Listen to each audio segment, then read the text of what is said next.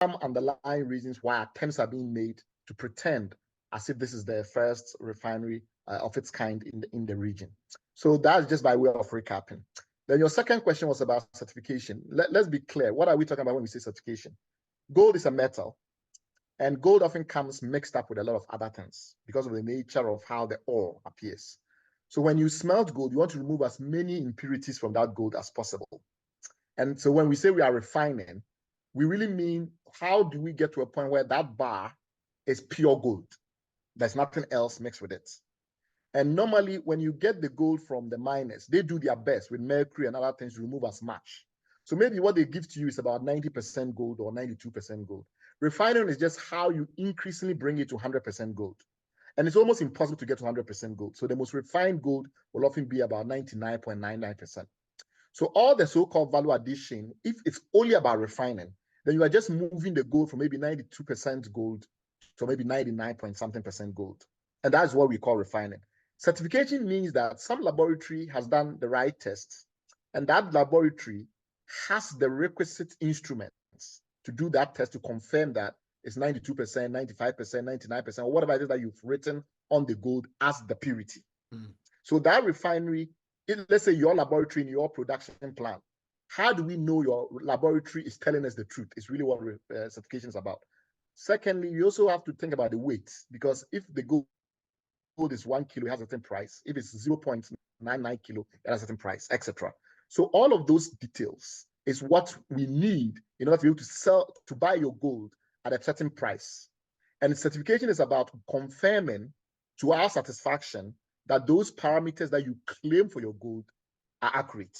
So every country, or at least almost every country, have mechanisms in place to try and do that. So in Ghana, the Ghana Standards Authority, as you are aware, Customs also has some laboratories, a few laboratories around the country, but primarily the Ghana Standards Authority and the private laboratories are the main laboratories in Ghana that can purport to confirm these parameters. So we have a certification, but think of it, there are more than 200 jurisdictions in the world. Each of them have their own laboratory systems. They all have how they record things. They all have how they evaluate purity, etc. Because those standards are complicated and varied, international standards have emerged and international certification programs have emerged. One of them is the London Bullion Market Association, which essentially means that the traders, the people that buy a lot of the gold, they've come together and created associations. And alongside that, they've created standards, and they have associated laboratories, instruments that in a way try and bring those standards to life. So, and it's not just LBMA, there are several of these associations, but the ones that are prominent are LBMA, COMEX, Shanghai Futures. Now, LBMA is almost maybe 80% or so of gold trade, depending on which region we are talking about. And so a lot of the certification standards tend to link to LBMA. So even Shanghai Futures will accept an LBMA. That means if somebody is buying gold in China, they are happy to accept an LBMA. All we are saying is that in order for you to get the big gold buyers to trust the gold you are delivering to them, because it can't be that they pay you, they give you an LC, you bring the gold, you have to test that every time, and if there are issues, etc. So they want trust. In order to get that trust, it's easy to say that I'm sending to you from an LBMA certified facility. That has also implications for security and insurance, because remember, gold is a very delicate product. In a very small quantity of gold is worth a lot.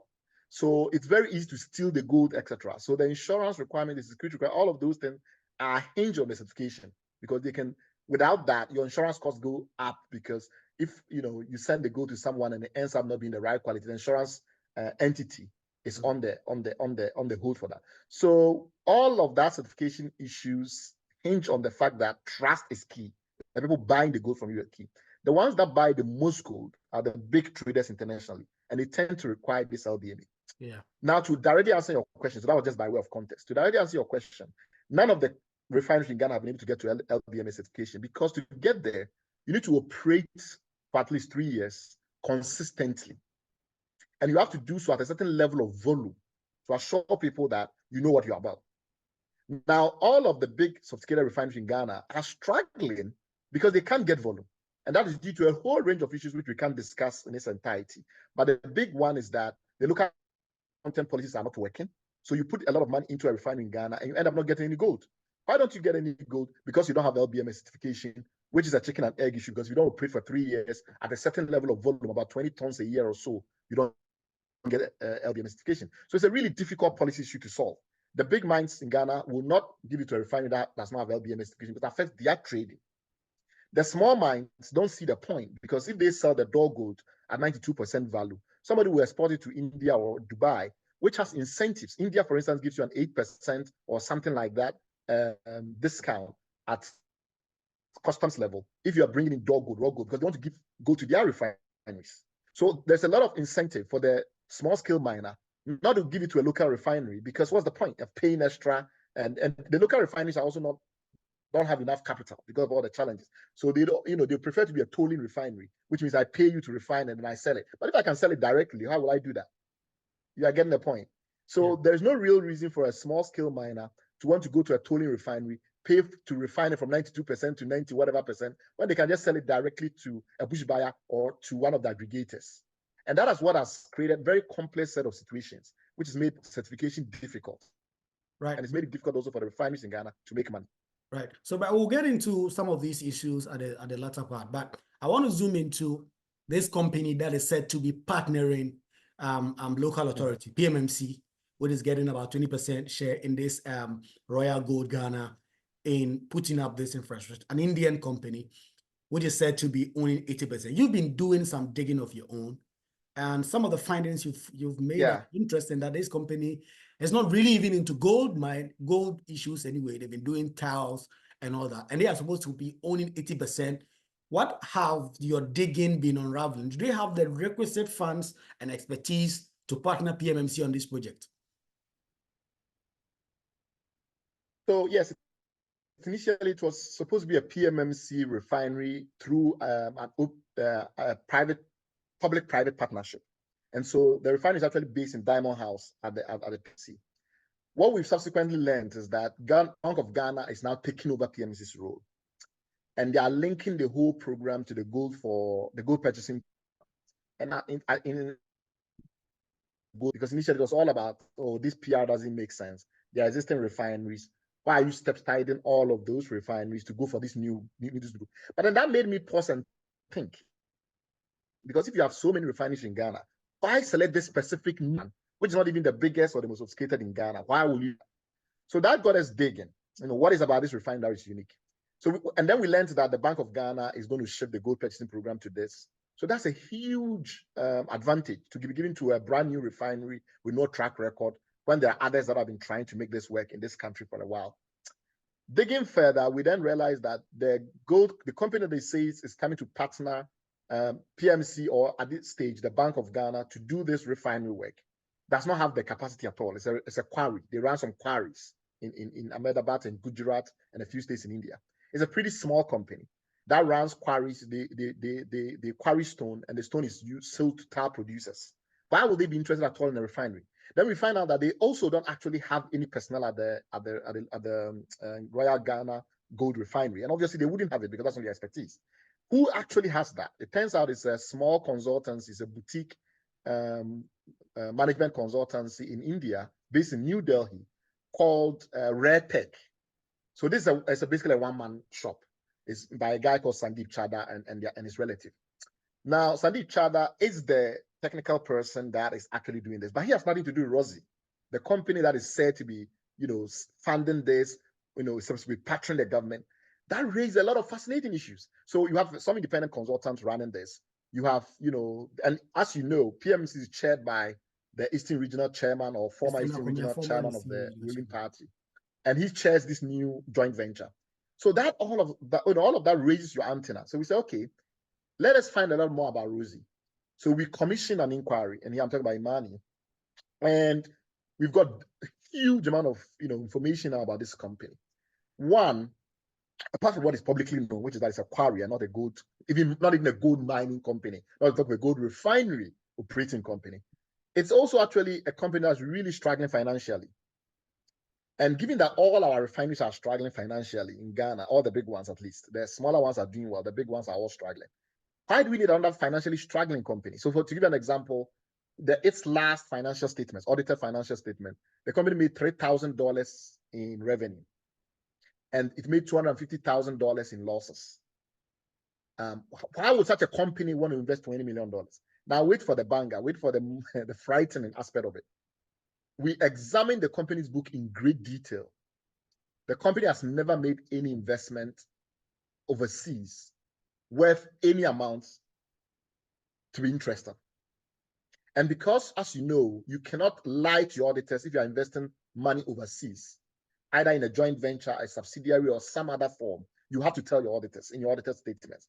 And they have to come either in the form of a shareholder loan or capital investment, a private placement. You have to record it. We searched everywhere, all the audited books for the last 6 years, during which period this refinery had been under construction. But this refinery started construction in 2018, right? So during that period, if this company had made any investment in this local refinery, it would be in its books. It's not. So we are really confident at this stage to say that Rosy Royal is not the investor. Okay, so in what way does it get the 80%? We need a forensic audit commissioned by the government to explain two things. One is, how did Rosy Royal come to own 80%? And number two, to audit the actual investment, because we now have insight from some insiders who obviously we will not name, that suggests that the $20 million, $25 million being bandied about is not true.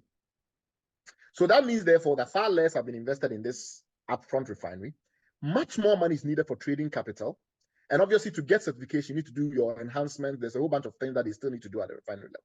If Bank of Ghana is being brought in, then Bank of Ghana is going to be responsible for funding this, because the main investor identified, Rosy Royal, does not have the money to do these investments and to provide a capital for trading, which is very critical, because this is a tolling refinery. It's supposed to buy gold, refine, and sell.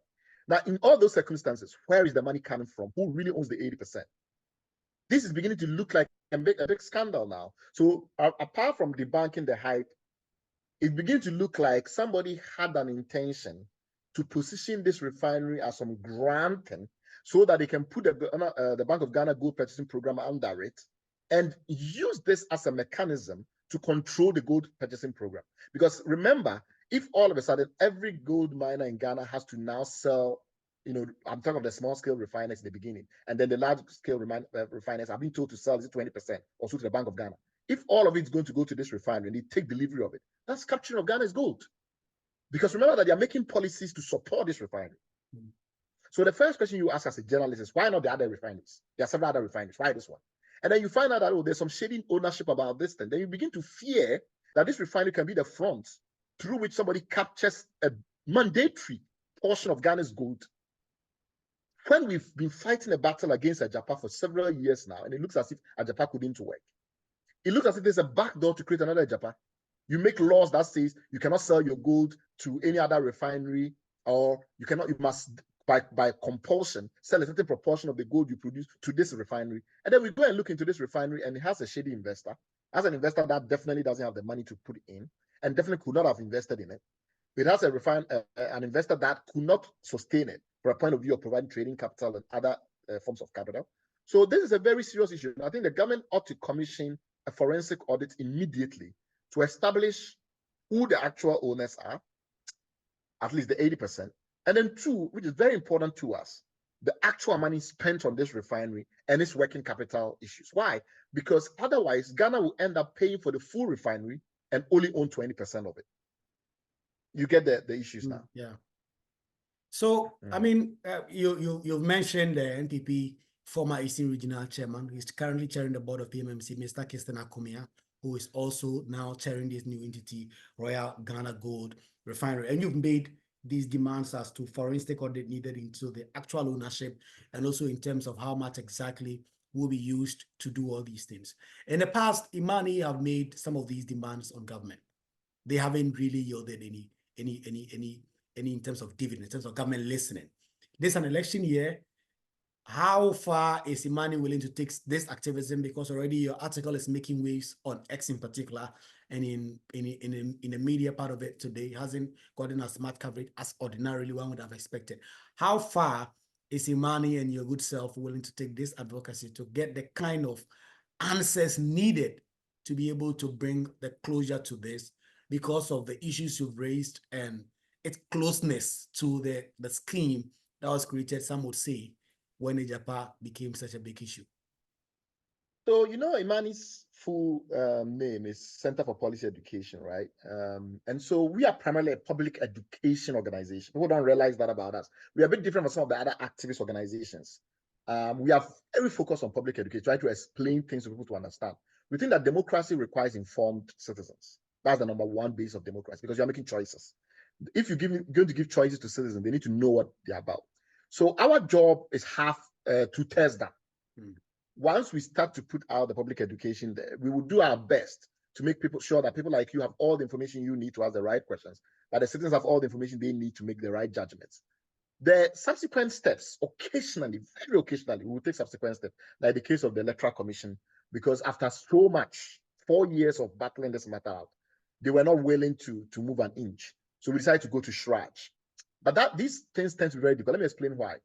The institutional setup in Ghana is flawed. We really don't have institutions that are mandated to investigate the performance of government, like an inspector general of government type role. The institutions that we have, the YOCO and others, some of them are directly under the supervision of the executive. And for these kinds of fights, they are effectively useless because they just basically take the government's instructions. The independent constitutional bodies are often required to investigate corruption, and corruption, the way we define it in our laws, makes it really difficult if you can't prove bribery. If you can prove conflict of interest, you need to show immediately that you have some minister who owns something. And often they will just hide it behind some front or some proxy. So the institutional setup makes investigation, these kind of things, basically not effective.